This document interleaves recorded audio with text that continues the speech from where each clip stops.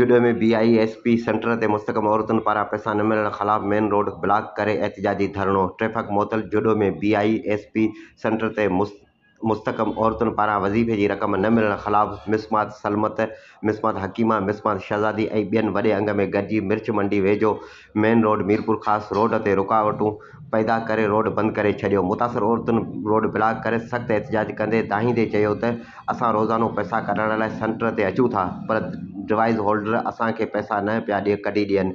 हिन चयो त डिवाइस होल्डर मनपसंद सिफ़ारिशी ऐं रिश्वत ॾींदड़ औरतुनि खे पैसा ॾियनि पिया।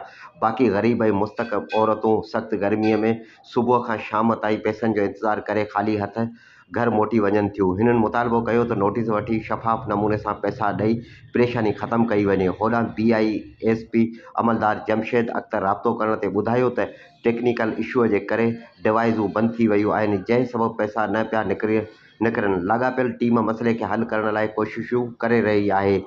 जल्द मसइलो हल थी वेंदो। होॾां औरतुनि जे धरणे सबबु मुसलसिल कलाकनि खां मेन रोड ब्लॉक आहे, जंहिं करे ट्रैफ़िक मुअतल आहे।